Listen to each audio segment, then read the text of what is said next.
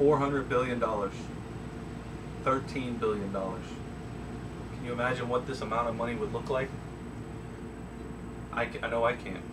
According to Forbes magazine, Walmart made over $400 billion in 2009 alone. 13 billion of that was pure profit.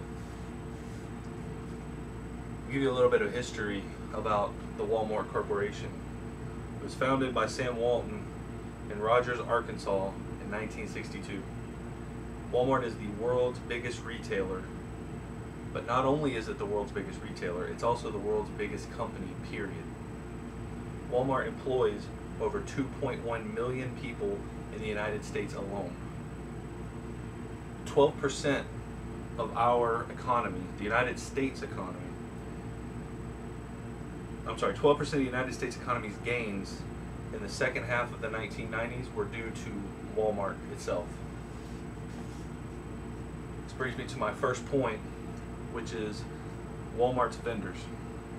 According to the book, The Walmart You Don't Know, vendors are forced to comply with outrageous contracts, and if they don't comply, they're just forced out of business.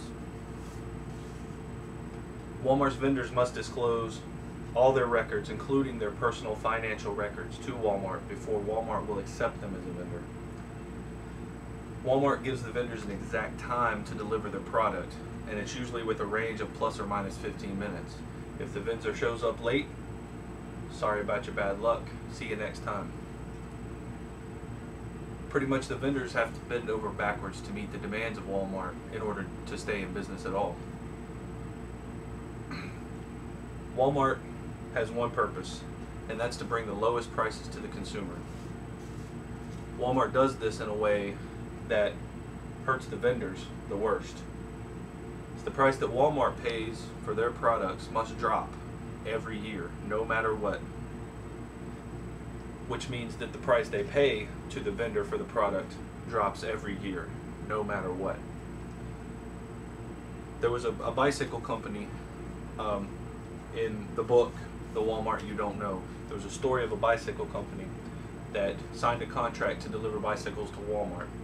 This bicycle company made two different kinds of bicycles. They made the cheap brand of bicycle, and then they made the expensive brand of bicycle. They agreed to deliver X amount of bicycles to Walmart for the Christmas season that year, and they were going to deliver the cheap bicycles to Walmart. The bicycles took off at such a rate of sales that the company could not keep up with Walmart's demands for these bicycles. The company really had only two choices.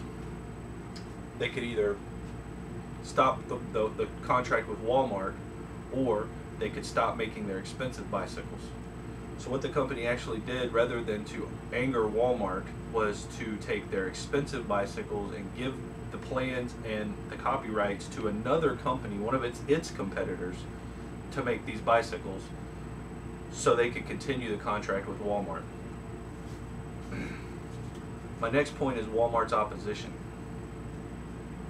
You may know of the Walmart and Kmart rivalry that was used to be a really big thing back in the 80s. It was pretty much the only two stores of its kind. You either went to Walmart, you went to Kmart.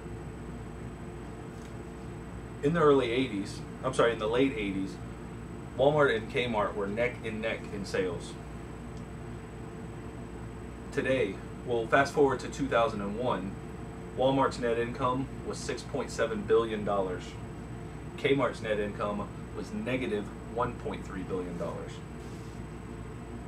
In 2001, Kmart had only 600 less stores than Walmart had. The key factor for Walmart was location and convenience.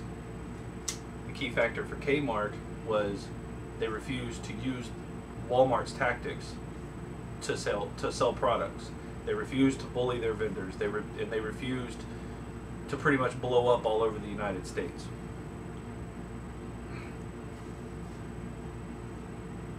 To bring an end to my speech, I would like to say that Walmart spells disaster for small businesses everywhere.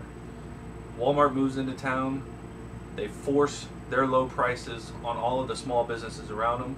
The small businesses can't keep up with that kind of price. What happens? They shut down.